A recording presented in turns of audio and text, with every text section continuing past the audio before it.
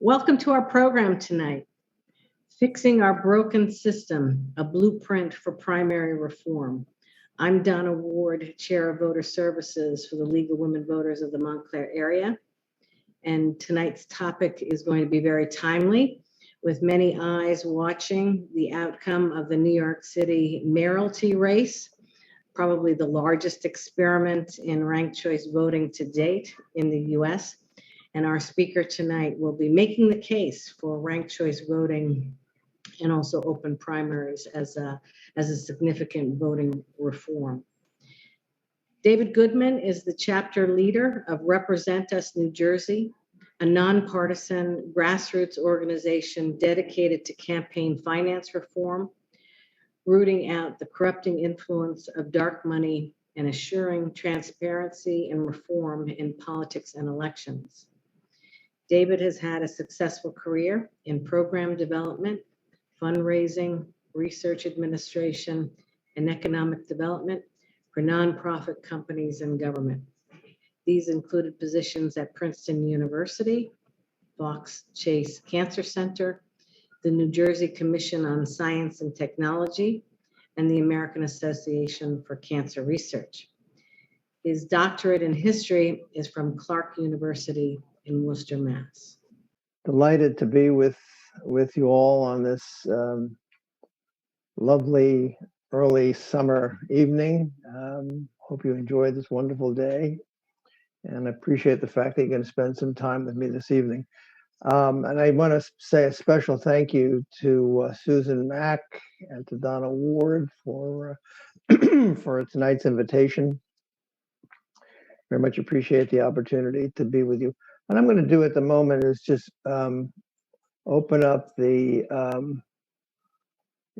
share the screen. Okay, so before I get into the New Jersey slides, I want to, and I trust everybody can hear me. If there's any audio problems, please let me know. I want to start by telling you a story of two Republicans in 2022.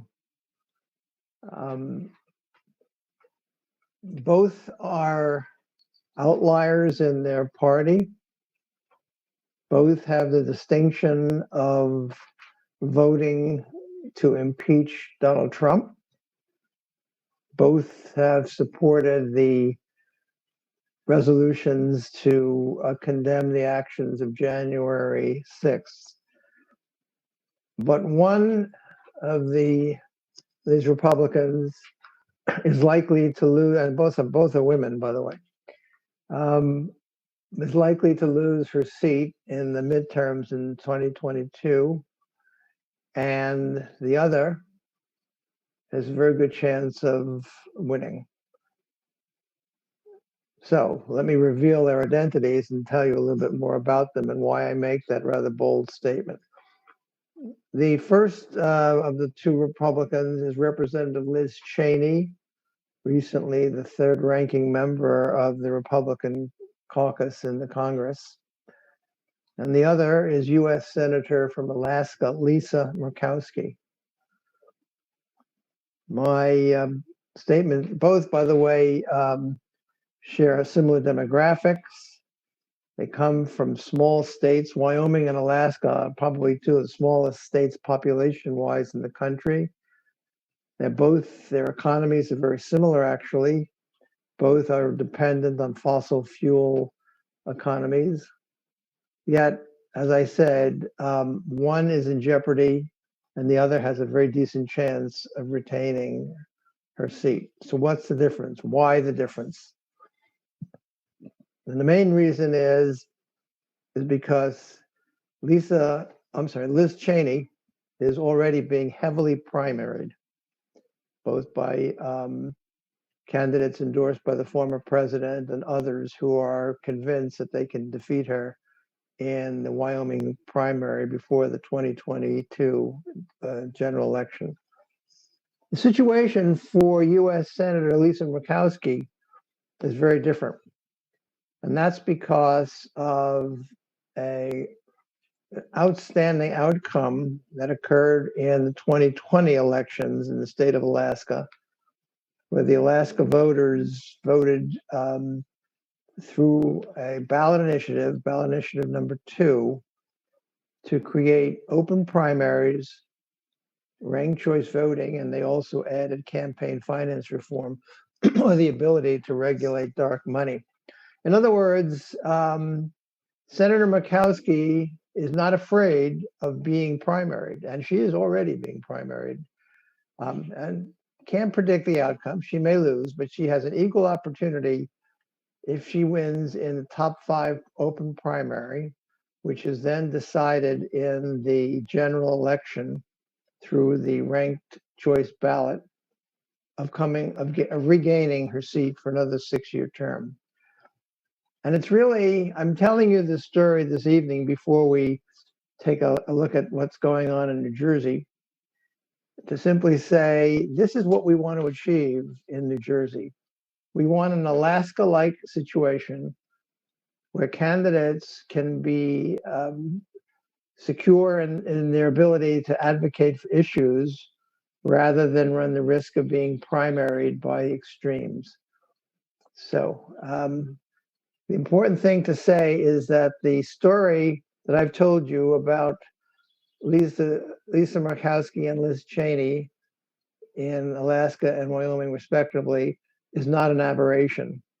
It really describes what is going on in American politics today. So let's, okay.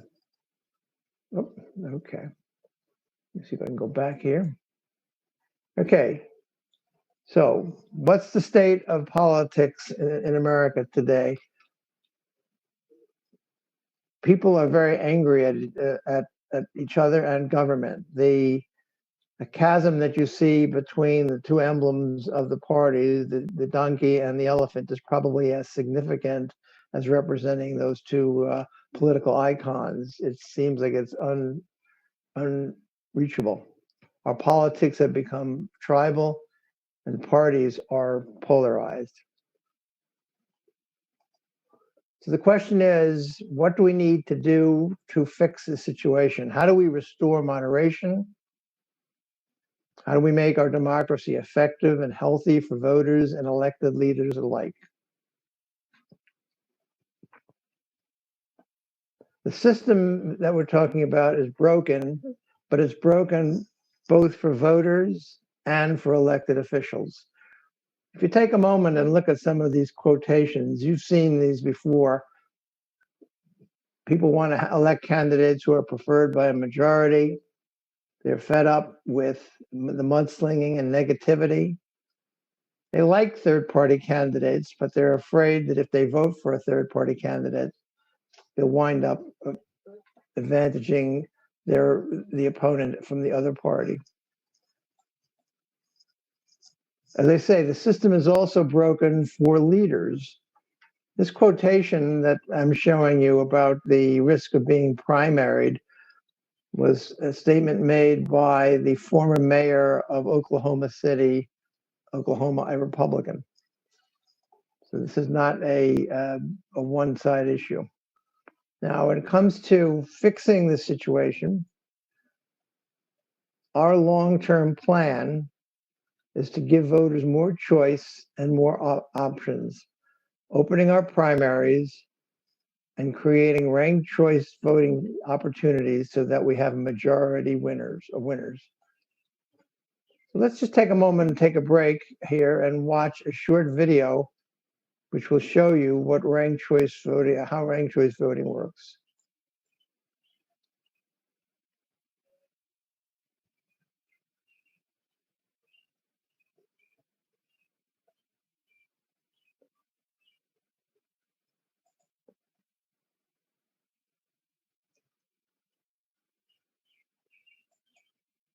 Politics is tearing us apart, and it's because elections aren't working for most of us. Here's why. In the US, each of us can vote for the candidate we like the most, but whenever more than 2 candidates are running to win one seat, it's possible for most voters to hate whoever wins. Because of this split vote, politicians can ignore the will of most voters and still win. Ranked choice voting gives you the freedom to select a backup choice to prevent that from happening. Let's say a group uses ranked choice voting to decide what to eat for dinner tonight. Each voter selects their favorite dish, but also has the option to choose backup dishes. If one food receives more than half the votes, it wins, just like in any other election. But let's get to dessert, where the competition is more fierce. What if no ice cream flavor has more than 50% of the vote? Under a normal race, vanilla would win, even though a majority of voters didn't pick it. With ranked choice voting, the flavor with the fewest votes is eliminated, and voters who chose that flavor as number one will have their votes count for their next choice. Everyone gets a say, no one wastes their vote, and the winner is the flavor that the largest number of people agreed upon. That's ranked choice voting. It's as easy as 1, 2, 3. You get more voice and more choice, and that makes elections better for all of us. Okay, so that's where we talk about the benefits. David, just to jump in, we couldn't see the actual video. We could hear it, but we couldn't see the video. I really regret that. I'm so sorry. No problem. Last time we showed it, we could see the video, but we couldn't hear it. So go figure. Well, I can send this video on to Yes, if you send it to Donna or to Susan, and she can export it to all you folks so you can enjoy it. If you send it to me, we'll put it on our website so people. Absolutely, it's a delightful little piece created by our partner, one of our partners, Fair Vote, which we've worked with on a number of issues. If you've been attending some of our meetings, we had Diane Silver, the regional outreach coordinator, join us at an early point. So yeah, sure, I'd be delighted to do that. But so just to summarize, the benefits, the clear and obvious benefits of ranked choice voting are more choices, as was indicated in the video, and also, but most importantly, overcoming the fear of wasting your vote or the spoiler effect. In the first past the post, which is the formal term for our traditional elections, which often results in a plurality victory, where you're choosing one or two. If you have a third or a fourth candidate, and if you happen to like one of those candidates, you fear that if I vote for that person, I'm going to wind up reducing the votes for the person who I could easily accept, but wind up giving the election to the person I want least to win. That's known as the spoiler effect. And with ranked choice voting, you overcome that because you could select your favorite candidate as first, but then you would put the candidate who you suspect is going to get the majority of vote as second. And then through the process of instant runoff, which is the candidate that receives the least votes in terms of the first choice, that person's votes are eliminated and they are transferred second, third, and so forth until a majority is achieved. So it's a very simple process, and it's been used now in Maine, Alaska, and as we know, yesterday, officially for the New York City mayoral primary. Let's see if I can get rid of if you can see this. This is an indication. There was a time when, before life was as polarized, when Republican leaders supported the notion of ranked choice voting or instant runoffs equally. It wasn't a partisan issue. And this is the late Senator John McCain. Instant runoff voting will lead to good government because voters will elect leaders who have the support of the majority. Elected leaders will be more likely to listen to all. Cities will be able to enjoy big tax savings and keep majority rule. Really, what a wonderful concept, and we wish it were embraced by both parties at this time. All right, so let's talk now about the situation with regard to I think I skipped ahead one. Yeah, let's go back. All right, this is the current situation with regard to the primary elections in New Jersey, and what we refer to as our broken primary. You know, New Jersey currently has 38% or 2.4 million voters who declare themselves to be independent or unaffiliated. And what that means in our closed primaries, whether it's closed Republican, closed Democrat, is they cannot vote. Even though the primaries are paid for by tax dollars. So we would say it's, as we say here, it's taxation without representation, and leads, in our opinion, to uncompetitive elections. And the quote that I gave earlier from the Oklahoma City mayor, the risk of being primaried. All right, so those are the broad numbers. But in point of fact, voter participation in our primaries is historically abysmally low. In fact, it's true probably for most primaries, but often for closed primaries especially. And we can assume roughly a 10% turnout of eligible voters. And if we can move one more,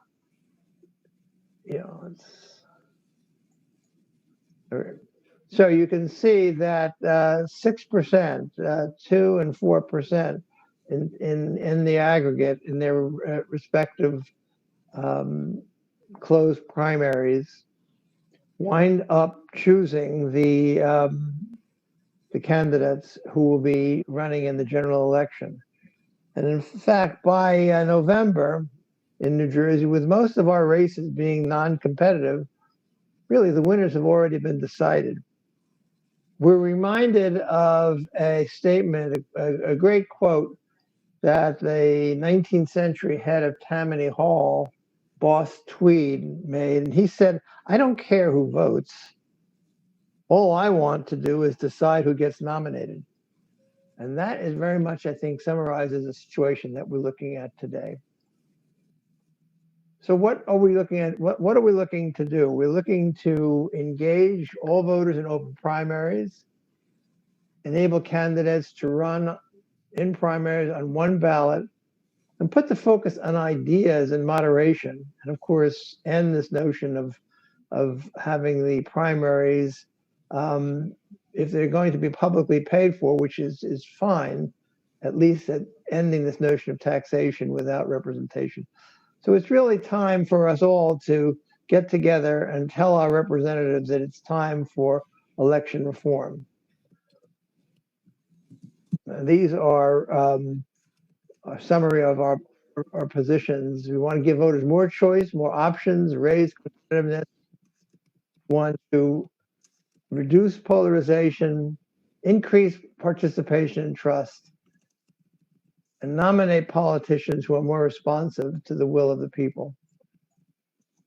Now, you remember in the beginning of my talk, I referred to Alaska and the victory in 2020 that cleared the way for an open primary ranked choice voting format in which Senator Murkowski can now run and has a very good chance of being able to win. Well, the situation in Alaska is what's known as a referendum and initiative and referendum state, or INR is the general abbreviation for that. That does not describe New Jersey. We are what's known as a legislative or statutory state. There are very, very limited opportunities for initiative in New Jersey, and really wouldn't have any bearing on this. So it really means that in order for us to make these changes, we have to prevail upon our elected assembly members and state senators to bring forth legislation to make it happen. So it's a heavy lift. There's no question about that. And we don't deny that. And we are building alliances with that in mind. Though, again, it's, as they say, we're building a significant cross-partisan coalition and seeking participation of different groups. It's about who votes and how we vote.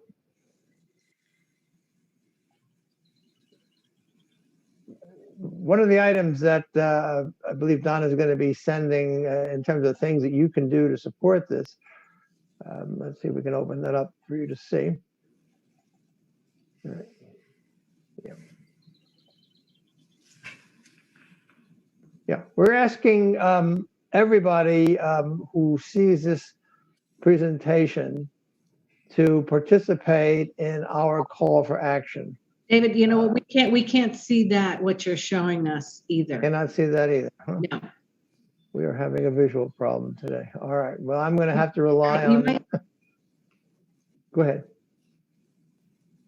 I was going to say, if you want to click out of the share screen and maybe click on both the options, optimizing for video, there's two options for you before you share screen. Okay, you mean I should pause the share screen? Yeah, pause the share screen and see if click. Let's see. And go back to your desktop. Okay, I'm not sure. Okay, I see what you're saying. Here we go. Let's see if this. While we're waiting, I have a question about the mechanics of, this is Joyce Harley. I have a question about the mechanics of ranked choice voting. I put a question in the chat. So David, if you don't mind, can you just go through, answer the question about what happens? Can you see that? No, we can't see that, Dave. Okay. No. All right, never mind. So, go so ahead. if you want to, Dave, if you want to get out of the presentation and show it I on think that's the internet. I think If it's a not, good idea. I mean, I don't know how many more slides you have. No, we're toward the end. Let me end the sharing. All right, there we go. So if you want to show us something, on the internet, we can look at that too. But sure. I think Joyce is raising a good question, which is before we get to the call to action, I think we should talk us through, the mechanics of exactly how the ranked choice voting works. If you have a ballot of, let's say, 6 people in a primary, the first person gets, 20%, and then there's 19% and 17% and 15, whatever. Right. How does it work then until you get to the 50%, 51% or the 50.5% that you need to win? Yes, I want to see if I have, let me just see if I have the, okay. Joyce, that was your question, right? Yes, just once you find All right, this is, can you see this? No, you have to share the screen again. Okay, let me try this. There we go. Could you answer the question before you share your screen about how it works? In essence, what's happening is that anyone, everyone, the leaders, the votes are being reapportioned again and again until you get to over 50%.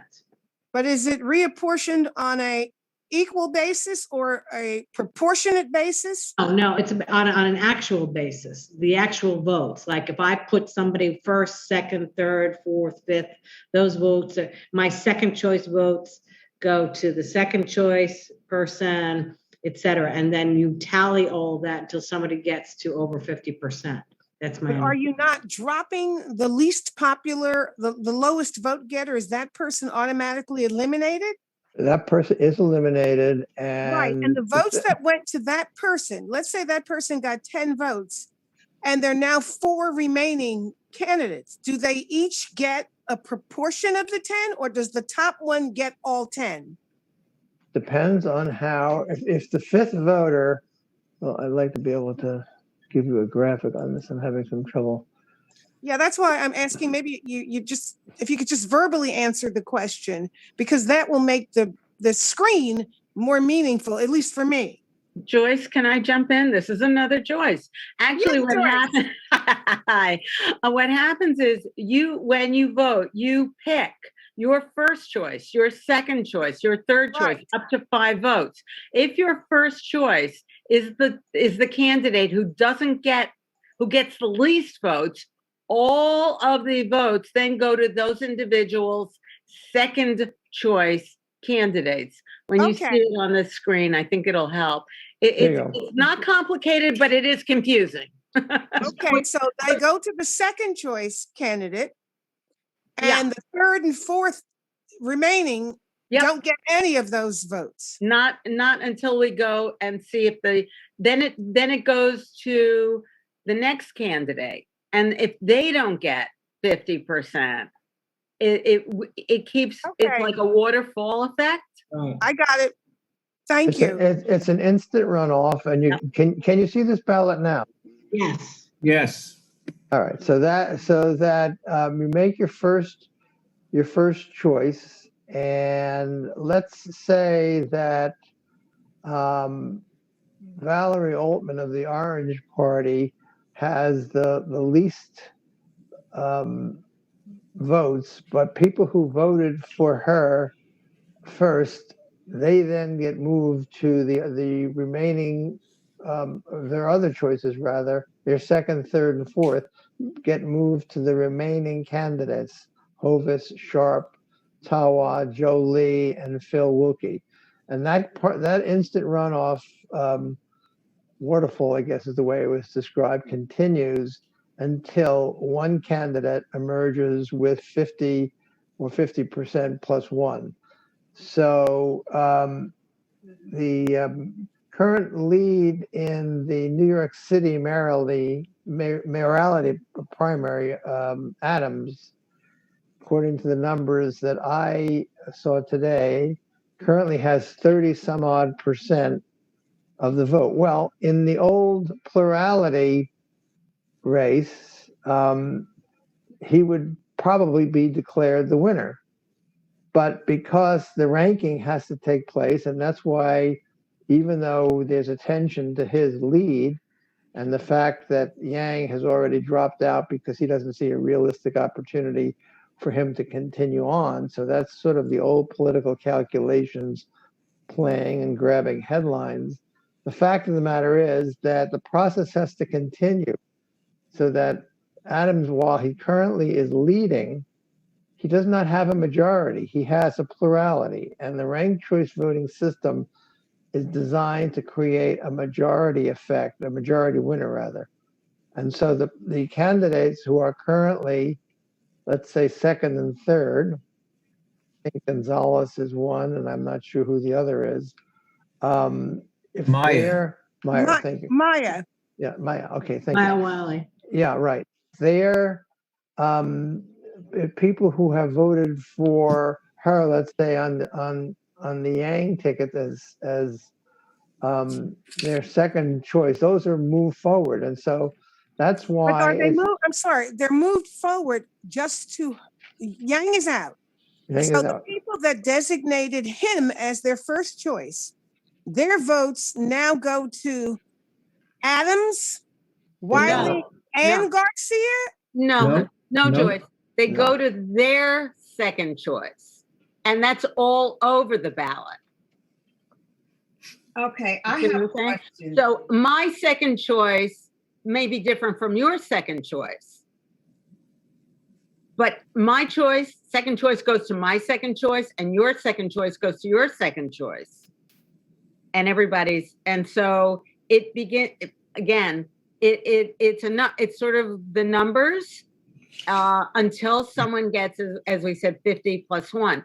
So it is not excluding anyone right out of the gate, except as we go to the least number of votes. Okay, I have a question also. Okay, I'm looking at the ballot. Now, this is indicating that there are several different parties. Am I able to vote for my first choice, and that person for that first column, first choice, is at the bottom? then my second choice is third in the second column, but the third person. Can I have that kind of a tally going for my voting? Yeah. You know, the problem is the ballot layout. That's another issue. But see, and they don't demonstrate how that can be done. And I also heard that if you suppose you don't like anyone, and this wasn't demonstrated either. You don't like anyone. You have just that one person you like. Suppose that one person is Mary, and you go straight across and vote for Mary, first, second, third, fourth, and fifth, and sixth. You can. No, it kicks No, out. no, It that's doesn't help Mary. No, it doesn't help Mary. It's but still thank you, one vote for Mary. yeah. Thank you but it for kicks giving out. that. Thank you for giving that illustration, because if you want Mary to win and you're not interested in any other candidates, then you approach this ballot as you would a traditional ballot, and you just vote for Mary once. If you vote for Mary several times, your ballot is disqualified. And they didn't explain that when they did the demonstrations. So You're talking about New York City. A lot of votes that aren't counted. You're talking about New York City? In New York City, correct. Yeah. Well, we started at the beginning. I don't know if you had joined the conversation, but one of the criticisms that I've read was that both there was insufficient education on for the voters in New York City, but also the candidates themselves didn't really embrace it in a way that would encourage a clear understanding, but tended to operate as if it were a traditional. Dave, I would suggest that it was the problem that the candidates didn't support, because generally speaking, the establishment does not like ranked choice voting, since it takes power away from them. So many of the candidates would have avoided the discussion. And actually, the city of New York dedicated, I think, $9 million to education on this, which may not have been enough. It sounds like a lot of money. I don't know. But it is the first time out. I mean, we here in the metro, market have seen tons of commercials explaining ranked choice voting. So I think it's still, I guess it's a learning curve, and there's some obstruction from the party leadership, because again, that means they don't have the power. This ranked choice voting gives the power to the people, and they don't like that. Well, and please don't misunderstand my comments as being critical. I share exactly what you're saying. This is the first time out. This is a major innovation for a huge voting population. So it's probably going to take some time before it becomes standard practice. But the experience that we've had, and I didn't include data on this in the slides, but the experience is that the overwhelming majority of people who use ranked choice voting, and I think it's currently active in 20 cities across the United States now, including New York. And of course, Maine and Alaska will start using it in 2022. The overwhelming response that people have once they use it and experience it, they really like it. So it's going to take some time to settle in. But to your point, there's no question that the power brokers, we don't have to dial back to the 19th century and bring up the memory of Ross Tweed to know that we're in a situation where we're threatening the power of many individuals. It's one of the reasons why, and I'm happy to have stopped the slides, but in addition to asking you to, as I'm going to ask Donna to send out the link to our call for action. We have had about 240 emails sent up and down the state of New Jersey. And by simply filling out a field or two, mainly your zip code, your email will go automatically to your 2 assembly members and state senator, urging their attention on these issues. But the other issue that I want to mention, and happy that Joyce Fromer is on the call from Voter Choice, is because we're working together with them now to seek support of Assembly Bill 4744, which is intended to allow municipalities to use instant runoff voting or ranked choice voting in their elections. And part of the thinking behind this strategy, and it really does circle back to the point that was just made about the challenge that the political establishment fears, is we feel that if we do this at a level that's below their level of office, their assembly seats, their state senate seats, but just allow for some introduction of instant runoff or ranked choice voting at the municipal level, that like we've seen in cities across the country and now in the state of Maine, and we believe in Alaska, where people just will just love it or enjoy using it, that we will be building up a ground up basis of support for ranked choice voting. It's part of our strategy to really deal with the fact that we have to be realistic in terms of what we can expect the political establishment, the political leaders to be willing to do, especially if they feel that it's a challenge to their authority. It's one of the reasons why the county line is held so fast by the county committees. David, then if that's, explain what the advantage was for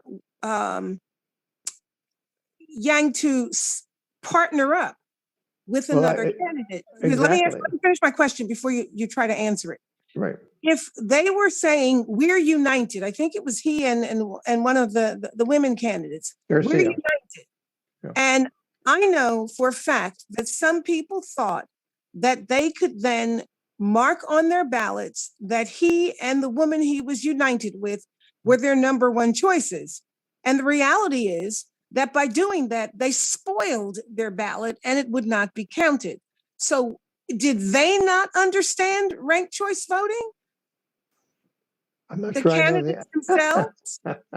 Well, I'm not sure I know the answer to that, but if that was the outcome, it would seem that they communicated a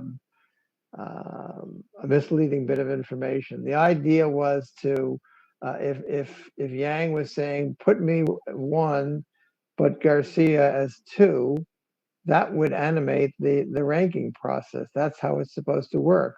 Yeah, that's not what they said. They said we're together. No, actually, I'm sorry. I've heard that too, Joyce. And what they were trying to say was, Yang said, vote for me number 1, but vote for Catherine Garcia for number 2. Catherine Garcia said, vote for me for number 1, but vote for Andrew Yang for number 2. So they're asking you to rank. Yeah, they're asking you to rank your votes that way. But people misunderstood and voted for both of them as number 1. You can't. You cannot. You actually cannot do that. Your ballot will be thrown out then. That's what I said. They spoiled their ballots. I don't know how. Well, we don't know actually the results on that. It remains to be seen. I know for a fact that people did that and then later learned that, and that's why I was so interested in being on this meeting. Later learned that invalidated their ballots. Well, that is a shame because they invalidated their votes. So it was that they were forming a coalition, like in Europe, that 2 political parties coming together and we'll form a coalition and we'll be in each other's government. If you win, I'll be in your government. You give me a job in your government. If I win, then I'll give you a job in my government. That was the idea behind it. And it failed. Yes. I have a question. It seems to me, well, I don't understand something. If let's say people pick somebody as their third choice and they know who they want for their first choice and they really don't know who they want for their second or the third, and it goes to the third rank, then somebody who nobody really wants and just toss the name in because they couldn't think of who to put for third might win. So how do you avoid that?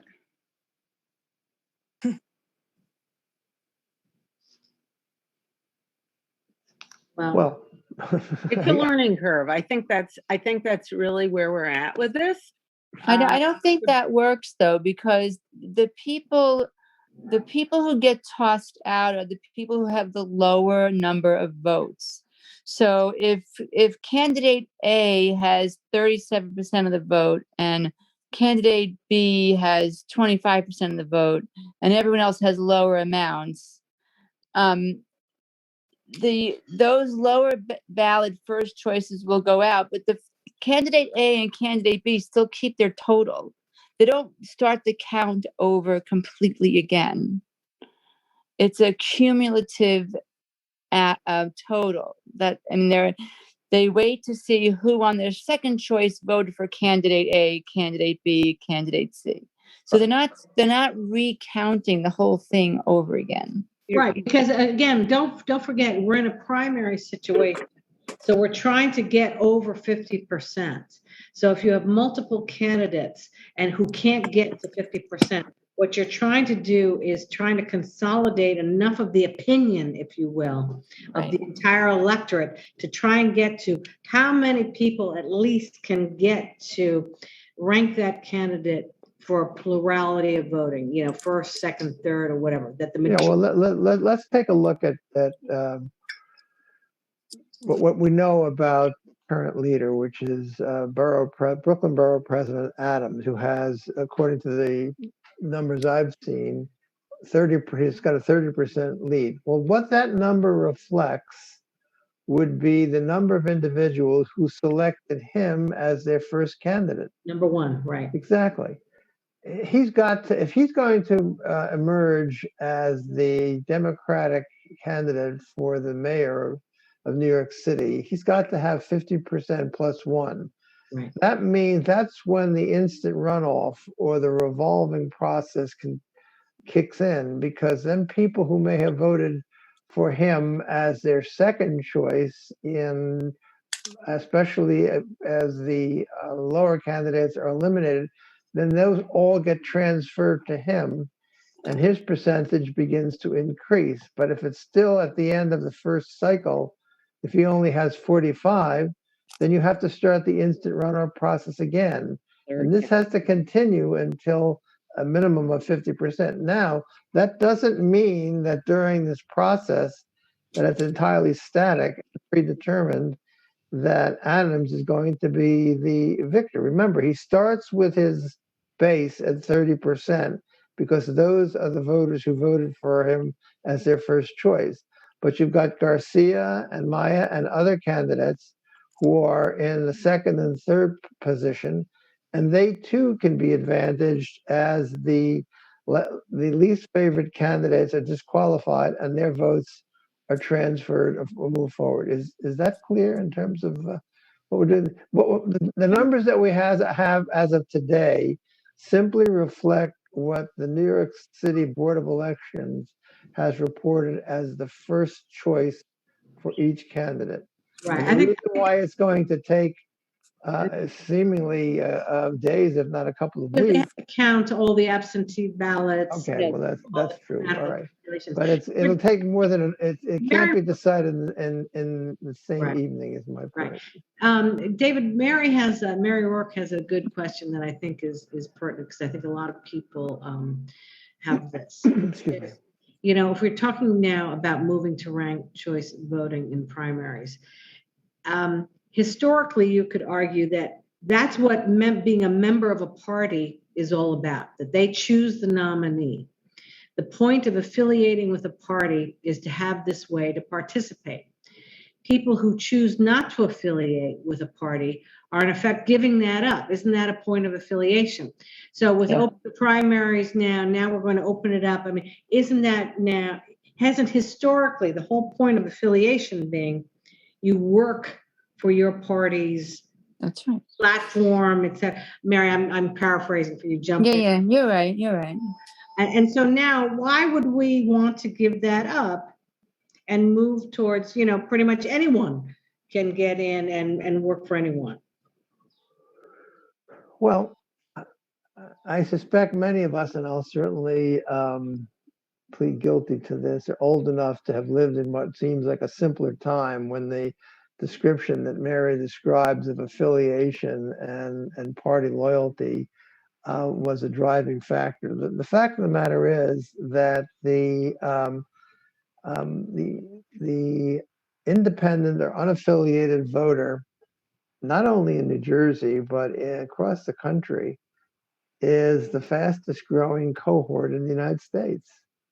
You may have heard the phrase of a duopoly, which I guess is a play on words, namely a two-headed monopoly, whether it's the Democrats or the Republicans, where most people, whether you feel this is fair or not, don't feel that there's a choice that they're comfortable with.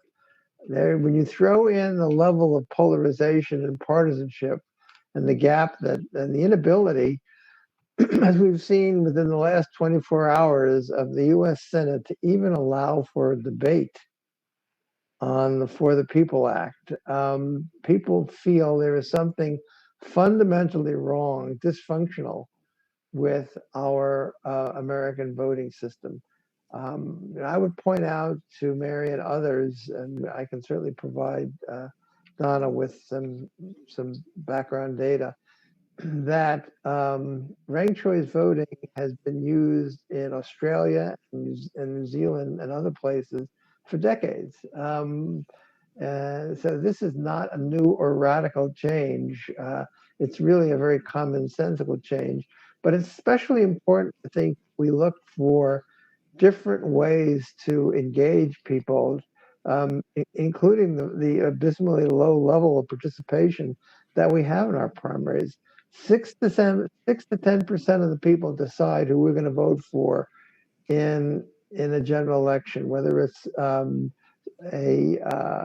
governorship or perhaps even for a presidency. That's not the way we should be running a democratic government. So I understand the concern that Mary has, and I don't mean any disrespect, but I think it's a little nostalgic. It doesn't really reflect the circumstances that we're dealing with today, especially the way young people feel in the so-called millennials and others who feel very not only disenfranchised, but disengaged from the political process. So we're looking for effective and legitimate ways to re-engage people, to focus more on issues rather than political power, more on the way people respond to the concerns that voters have, whether it's for the climate, for failing infrastructure, for our educational system. We seem to have a government, certainly at the national level, that has an inability to do anything. And certainly, as we've seen in the last administration, to take an extreme view of what democracy represents. So I think we live in a very challenging, if not perilous, time. And yet, I don't think that the innovations that we're talking about with ranked choice voting represent a radical change. It's really a very common sense. It's different. It does require a different approach. We've found, by the way, when we've done some polling of people in New Jersey who didn't realize that the county line, that only New Jersey in the entire country, we're the only state that uses the county line ballot. And for people who have lived I don't and have voted, an issue. I don't have an issue with ranked choice voting. I just feel I have some concerns about open primaries because I don't think there's any guarantee that you'll get any additional voter participation in primary elections just because you open them up. I think the fundamental issue is getting everyone more involved in the democratic process. And I'm not convinced that opening up primaries to independents who the parties, like it or not, have a platform that they run on, and opening up their primaries to independents will will impact whether the party can stay true to whatever their platform is. Maybe will help influence the party, but you should join the party then. Like, that's the whole point of having the party.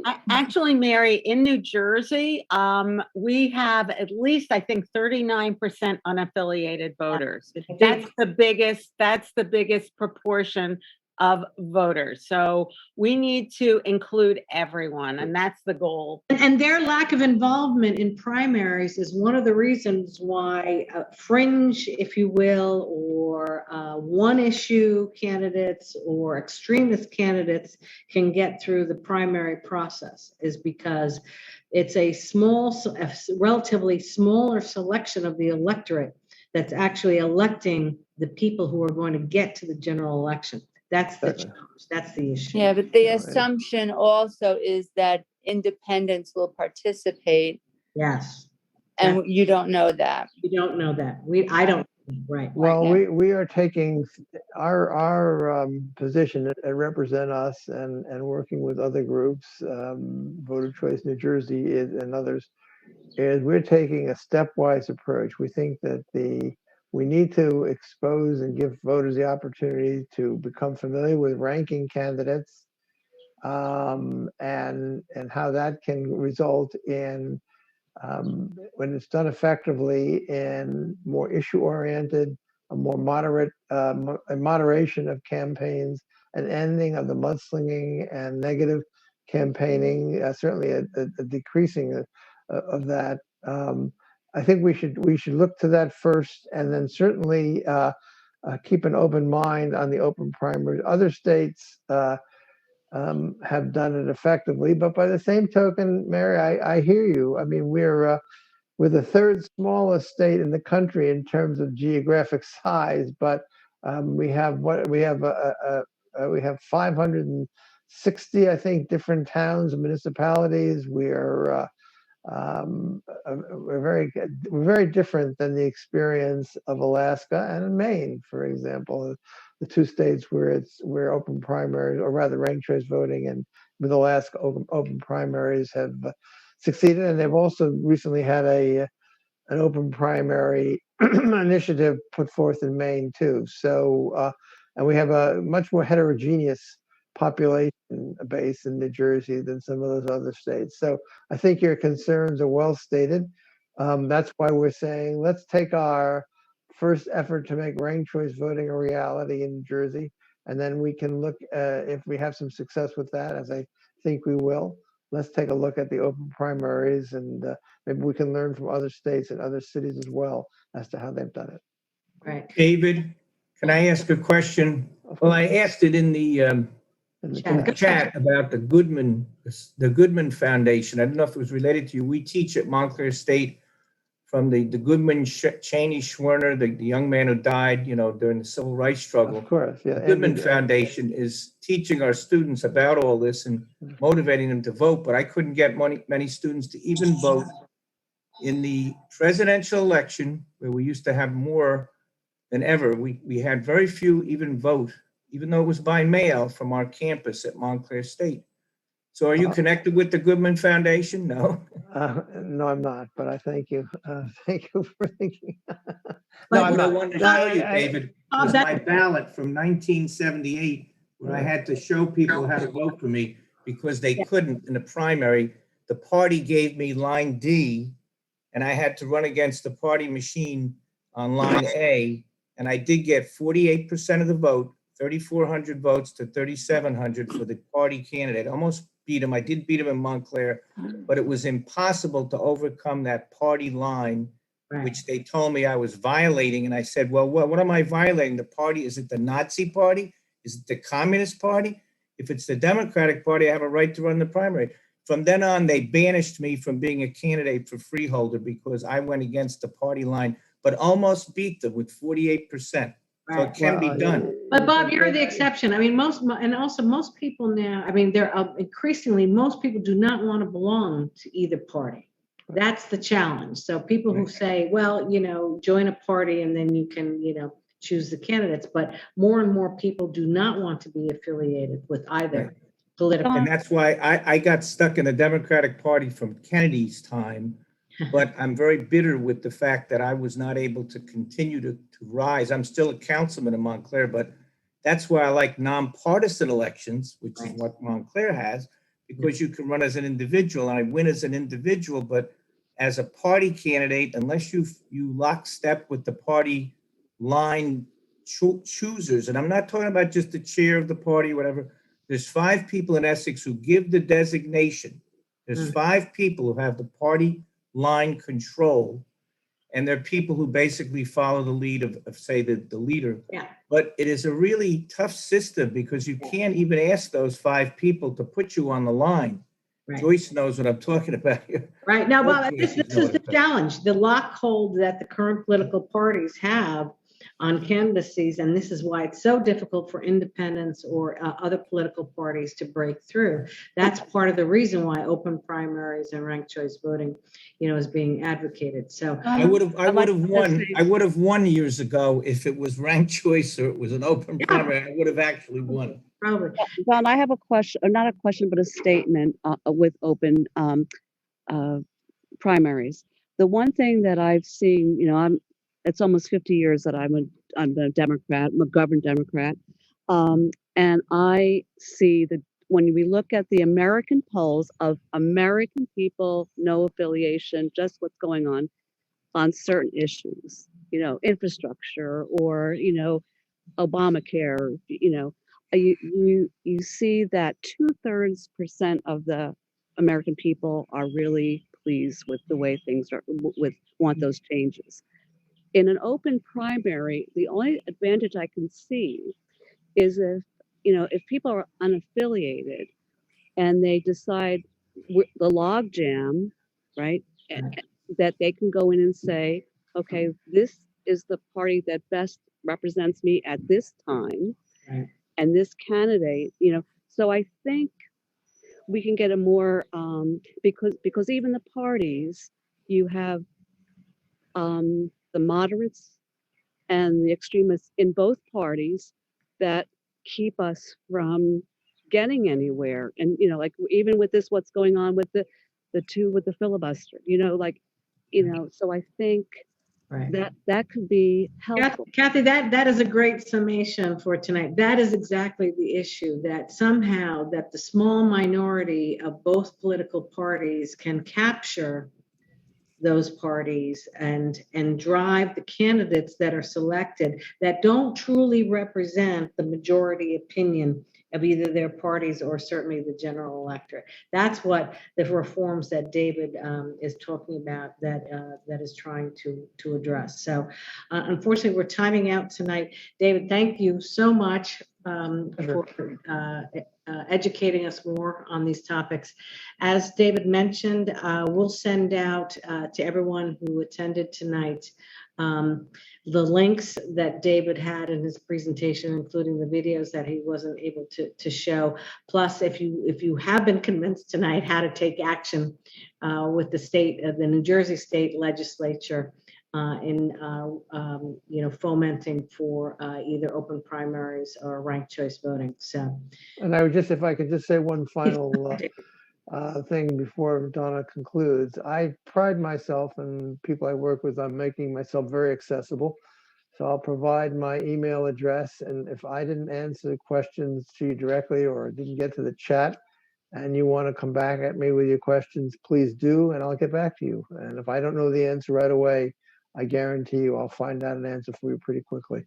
And thank you all very much. Bob Russo, by the way, great human testimonial to the importance of independence. And I thank you very much for sharing that story. Thank everyone, and don't feel bad. These are complicated topics. So if we didn't get it this first go around, don't worry. We'll continue to educate on this and make sure that we revisit these topics so that particularly maybe as the mayor's race in New York City unfolds and it's all more clear what has transpired, using that as a case study to educate for us here in New Jersey and help our league understand more how we should take positions on these things. For sure we'll do. But thank you very much.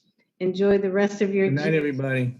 Good to Thank see you. everybody. Thank Thank you. you for having me. Good night.